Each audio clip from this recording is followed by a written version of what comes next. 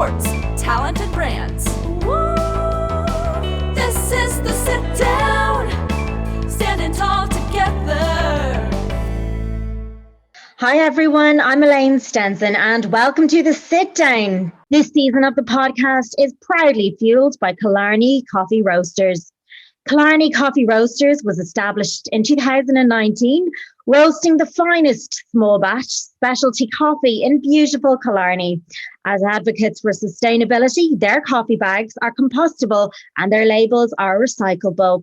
Even better, their coffee is absolutely delicious and can be found at torquebrewing.ie. This season, we're focusing on the Irish Olympians, hoping to go for gold at the Tokyo Olympics 2021. Today's guest is Irish karate team member and iRadio host Caradh O'Donovan. Following a stellar career in kickboxing, she transitioned to karate, winning numerous national championships and is the current senior karate national champion. This was an incredibly fun and insightful chat with one of Ireland's top athletes. Enjoy. So, Cara, how are you today? Good? Yeah, I'm grand. Yeah, considering we're stuck in lockdown for this length of time, I'm holding up pretty good. Well, you're very welcome to the show. You were saying there you're very busy. Tell me what a day is like for you right now. So it's different. Like every day is different. So weekends are taken up with radio. So I've been able to get involved in presenting on radio. So I present a sports show at iRadio every weekend, and that's been so much fun to kind of to learn, I guess, and develop the show. So that's keeping me busy and gets me out. Like it gets me out of the 5K restrictions, which is like I'm very lucky to do.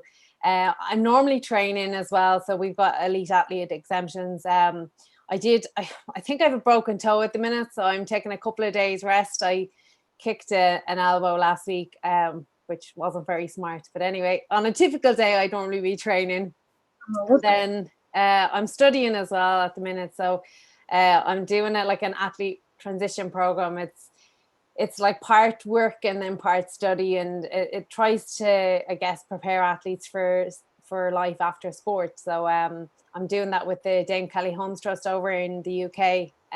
So we're on Zoom a lot, and then I'm studying with the University of Bath then on a kind of a coaching and mentoring thing. So yeah, stuff like that is keeping me busy.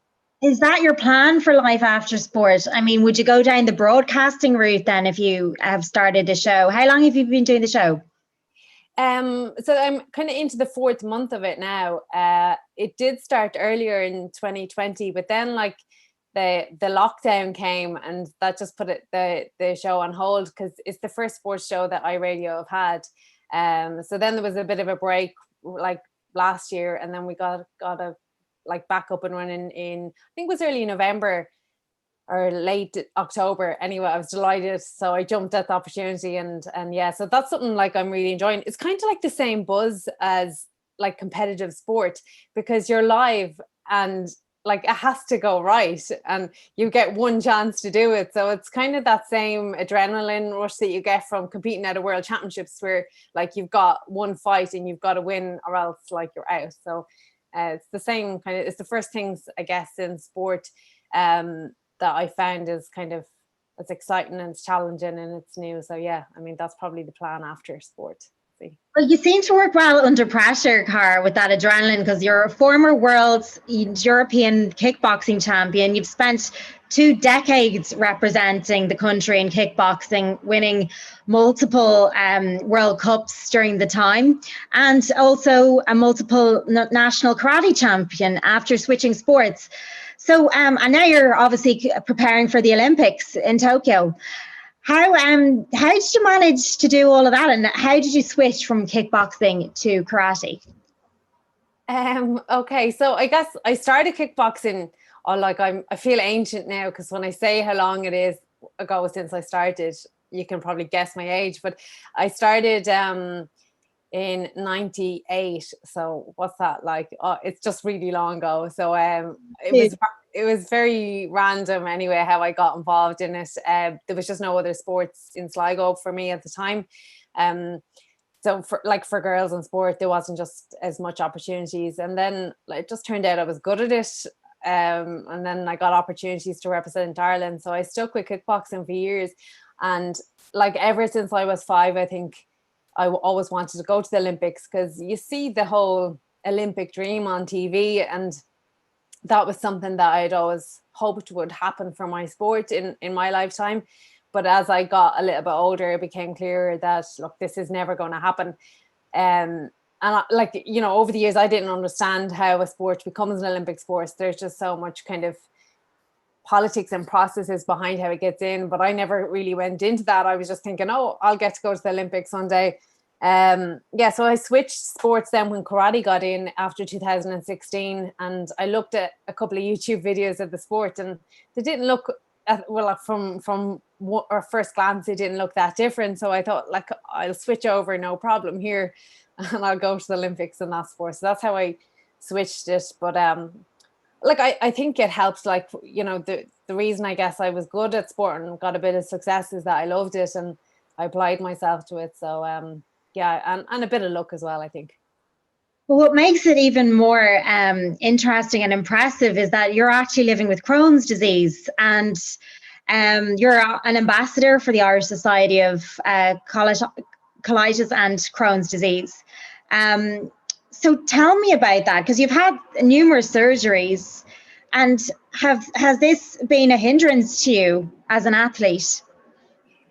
Yeah, like, as it's been a definite hindrance. I mean, like I look back and I know I've been successful in sport, like but there's a part of me that just looks back at all the times that I didn't win and that I got beaten. And at the time I didn't know I had Crohn's disease. So if I'm going back 10 years ago and I'm at a world championships and all of a sudden I just cannot perform, you know, I'm so ill. And at the time you put it down to, oh, you know, you just don't get your head right. But I know now that it's this, like, living with this illness, it just it flares up whenever.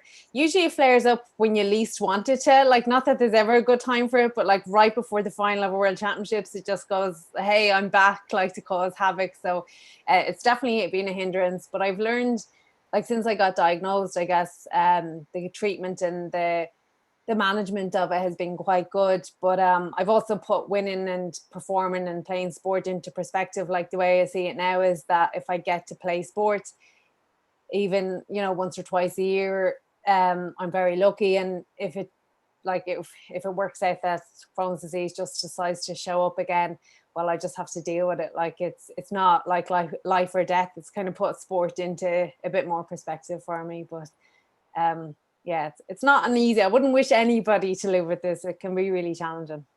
And how do you manage it? I mean, you said it gets worse. It kind of flares up at the worst times. Like, do you manage it with a certain type of a diet or nutrition or stress management or anything like that? Yeah, that's definitely part of it. So when I first got diagnosed, like the main treatment was medication, and I still take medication. I think I had a year where I was medication free, and really that was just because I got notions and I thought I could cure myself, which, you know, I learned the hard way that, like, you can't do that. So I got off Google, I went back to my doctor and got medication for that. So that's one part of it. But definitely, like, stress management is a huge part of it. And I'd say I was probably the most stressed person you could find 6 years ago. Like, everything stressed me out. Like, just, you know, like I could make anything and turn it into a stressful situation. So I had to change my whole attitude to stuff. And I still do get stressed, but nowhere near like what I used to be. And then diet is a small part of it for me. Like, and it's different for everybody. Like, I know I can't eat Chinese food, which is a bit like disappointing because sometimes it's really nice. But, like, you know, I just had to accept that I can't have that. Whereas somebody else with Crohn's disease might have that, like, might be able to eat that no problem. So yeah, it's all of that. And you mentioned there about stress management. How do you manage your stress? I'm going to get real, like, deep here now, but I do meditation as much as I can. Like, I try and start my day with that, and I find that really helpful. Even if it's only 5 or 10 minutes, it just kind of, I suppose, clears your mind a little bit and gets you focused on what's important for the day. And then whenever I can, I try and do yoga. I mean, I'm really bad at it. Like, I'm brutal, but I love it. So I'll try and do even here now during lockdown, I've been doing the yoga with Adrian. I don't know if you know her, but like, you know, I'm making an absolute hames of it, but I'm doing it every day, doing her 30-day challenges and stuff like that. So yeah, they help.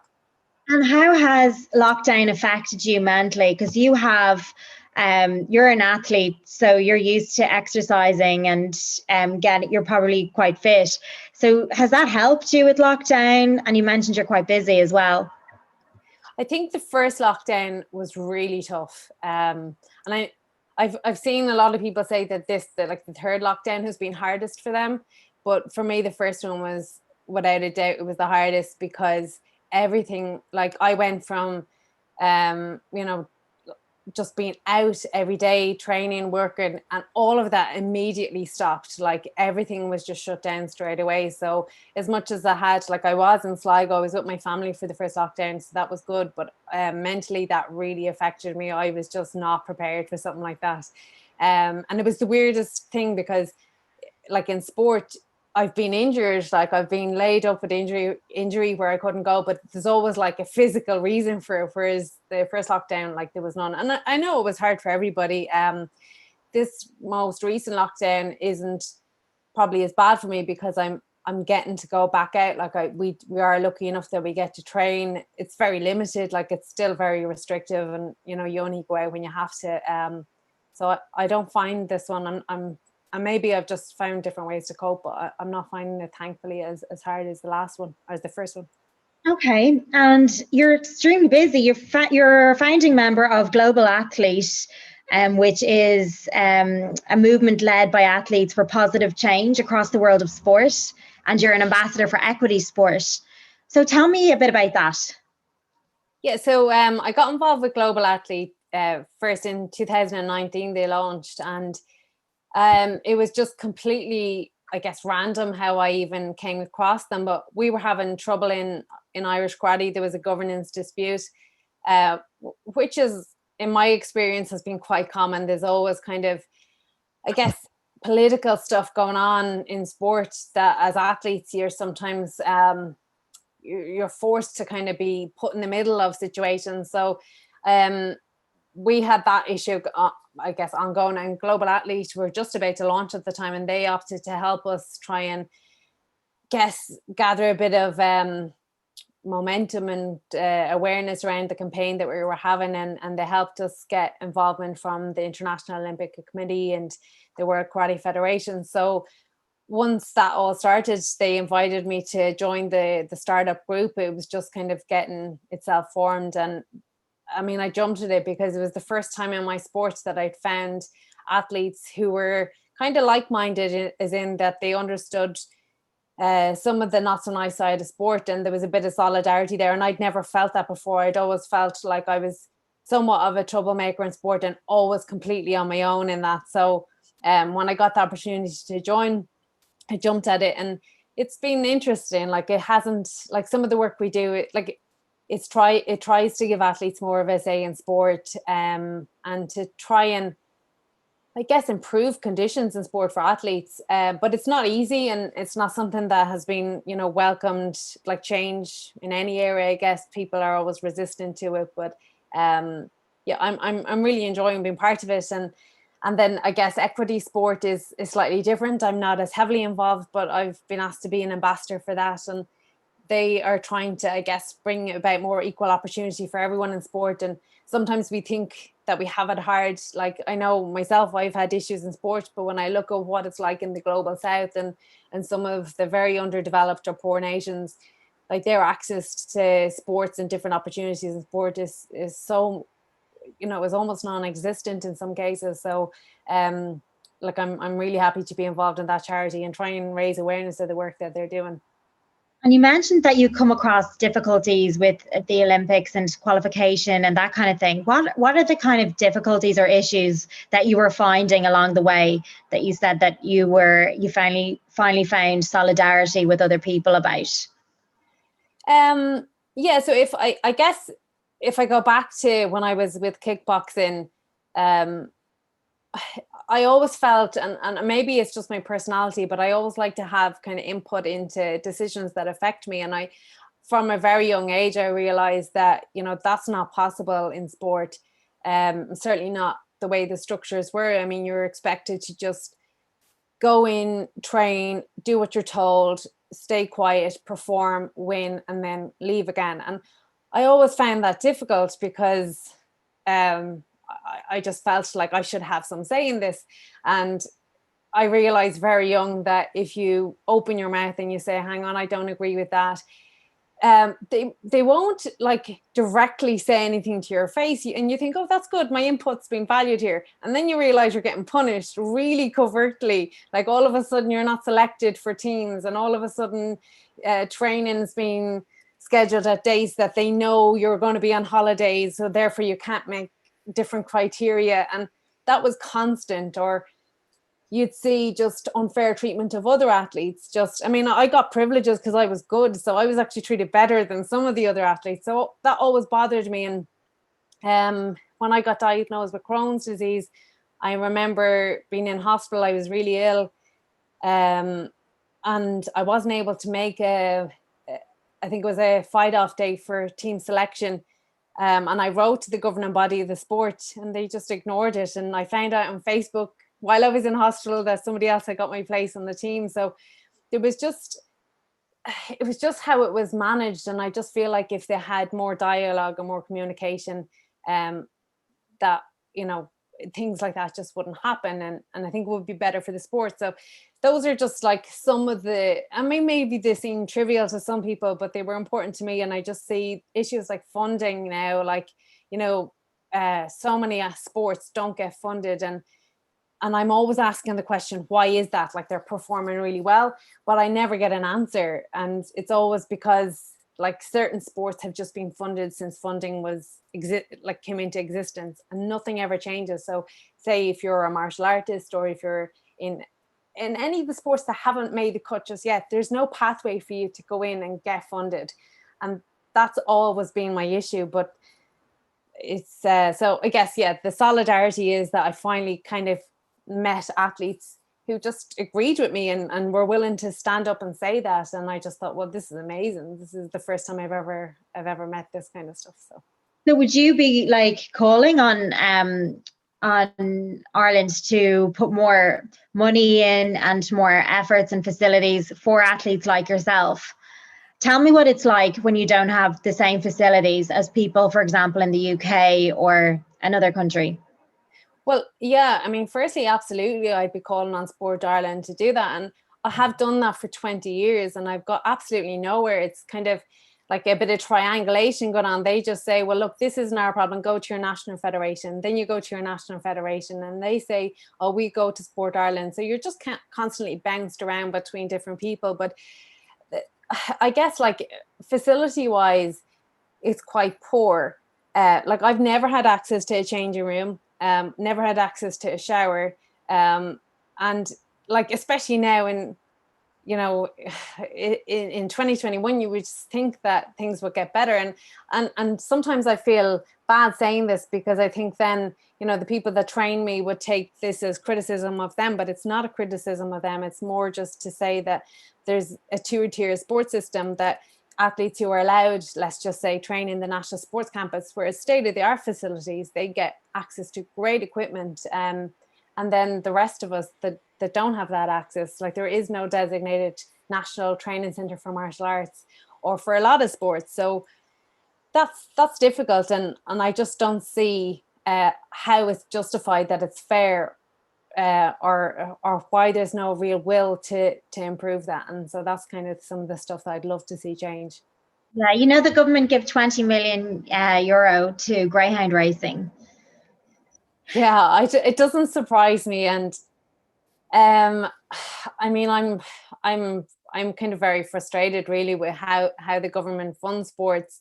I think a lot of it is political rather than what's fair and what's equitable, and I don't think that there is equal opportunity for every sport and for every athlete. And when you see stuff like that, and I'm not an expert on greyhound racing or on any other sport, and one of the things that I'm always wary of is that when I complain and say, oh, our sport deserves a look in, and what about our athletes?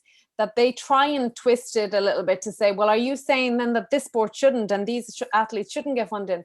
And I'm never saying that. Like, I think the worst thing that can happen is to try and put athletes against each other and put sports against each other. But I do think that there should be like a fair opportunity and a clear and transparent like way to that every child, let's just say, that goes into sports, they know that they have an equal chance to be treated fairly. And at the minute in this country, that's just not the case. So what sports do you think that need to be promoted? Obviously, yourself with karate. So what other sports would you be calling on the government to support and Sport Ireland to kind of invest a bit more into? Well, I think any sport that they decide to recognise as a governing body, and there's over 60 of them, but the amount of them that are funded sufficiently is, it's appallingly low.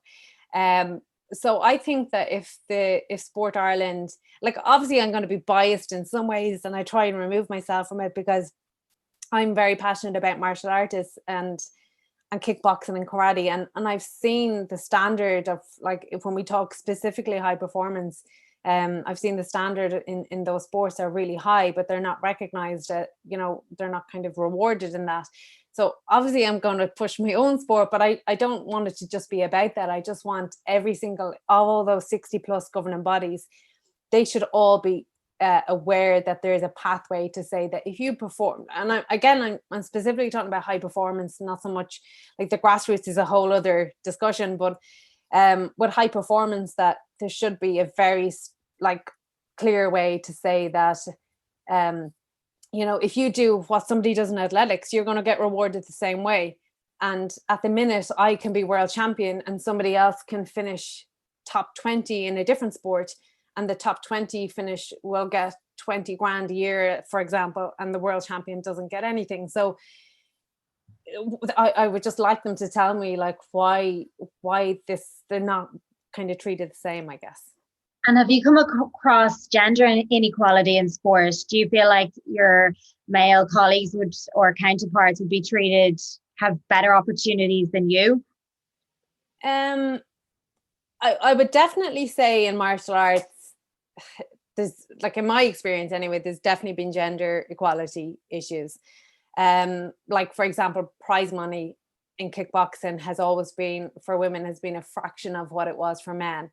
And again, when I'd raised the issue, I got punished for that. So it's like, it was now because it's become an Olympic sport, it has changed, thankfully. So now people coming through the sports, they'll have access, and when they compete and they win, they know they're getting the same prize as their male counterparts. So that was one issue that always bothered me.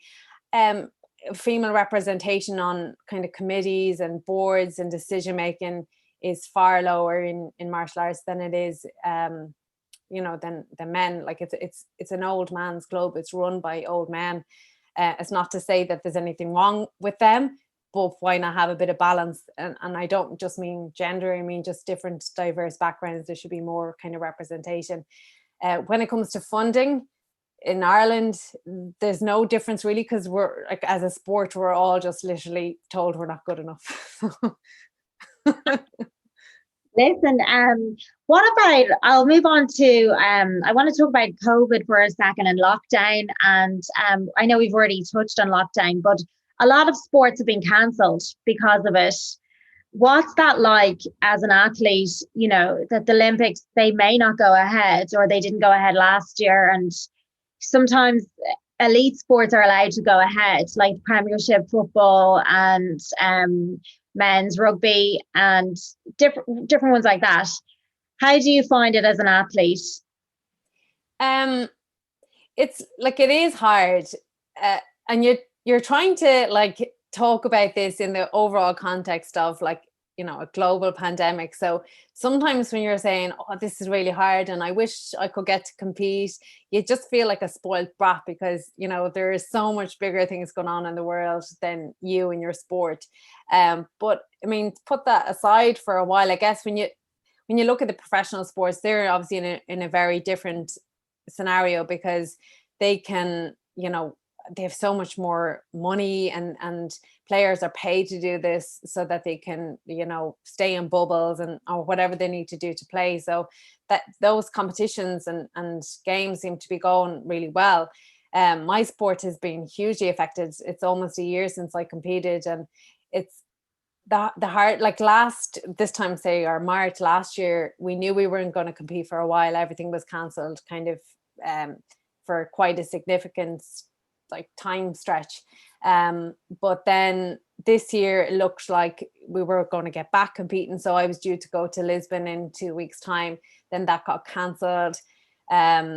And so you're kind of preparing, training away, and you think you've got a goal in mind, and the next thing it's cancelled. And that just keeps happening month after month.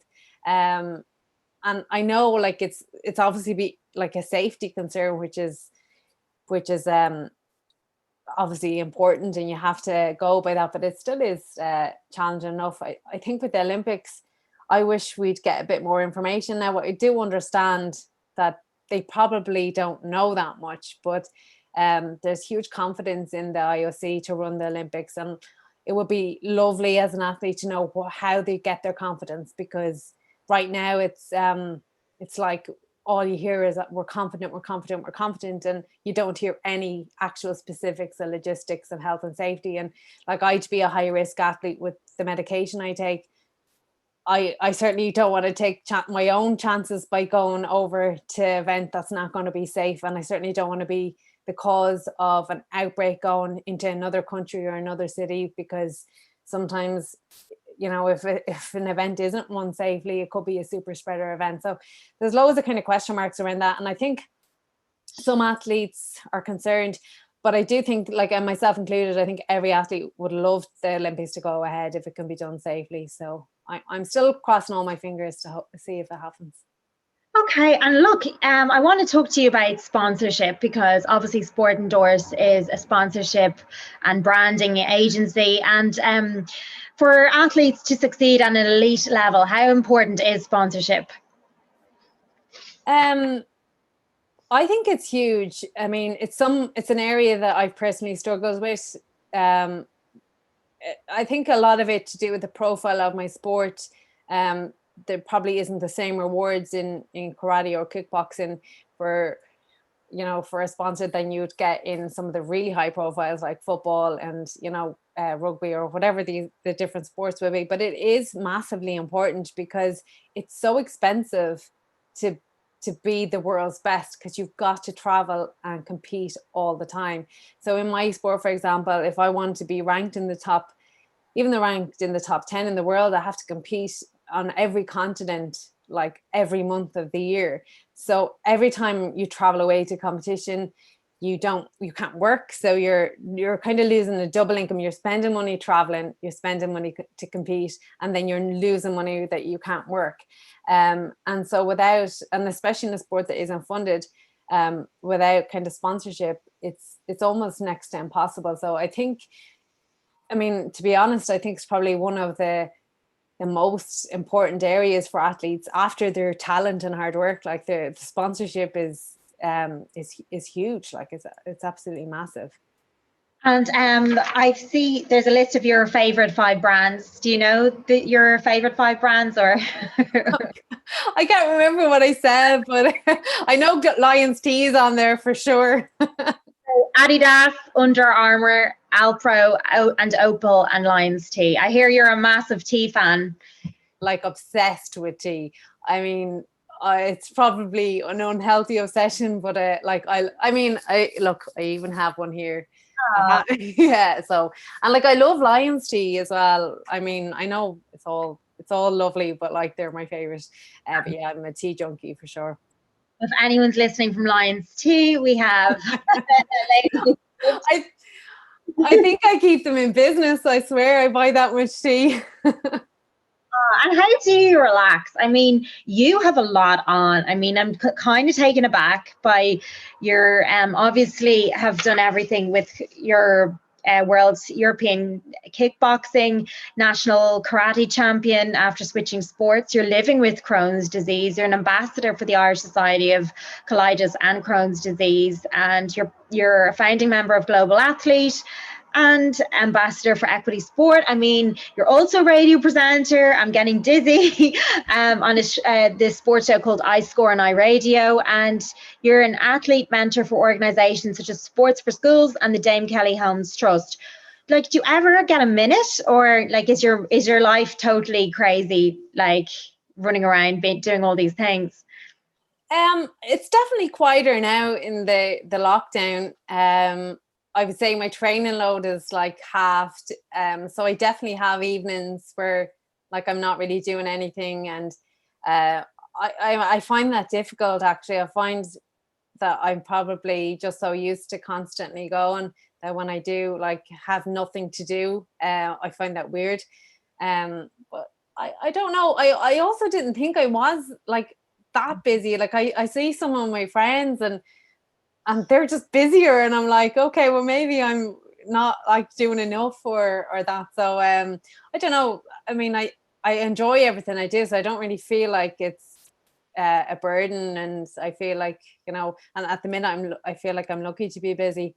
How do I relax? Normally, like if there wasn't that many restrictions, like I'll just meet friends, and I love having friends outside of sport, which is like, it's no offense to my friends in the sport, I love them as well, but sometimes it's nice to just switch off from it all. And like I'd have friends that have just no interest in my sport, and it's great because they never ask me anything, and it's just great to just switch off from it as well. And yeah, that's probably it. Yeah, well, you're extremely busy anyway. And longer term, what are your aspirations in the long term? First of all, what are your aspirations for this summer? Tell me how you feel like you could do.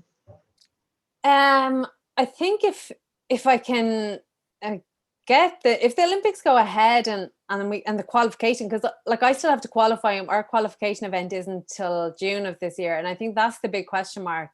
If that will go ahead, or whether they'll just scrap that and then go off ranking.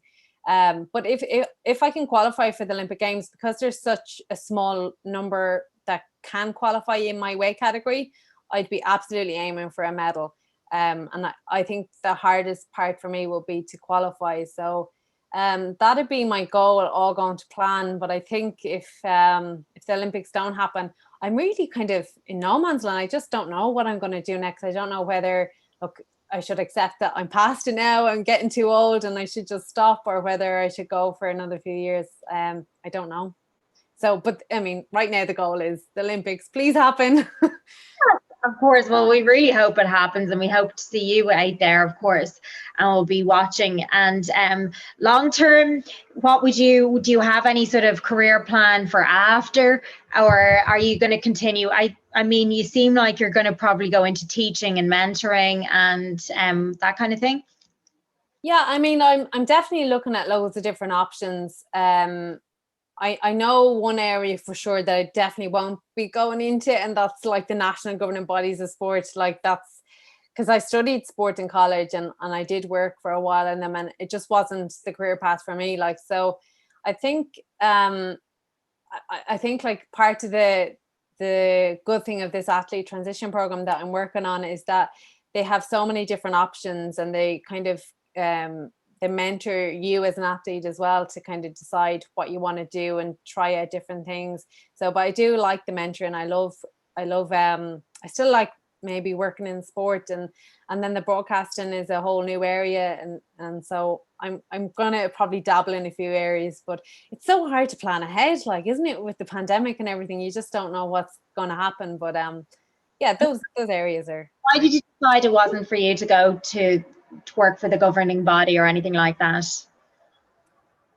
You could like change. There, I'm guessing what you really want to do.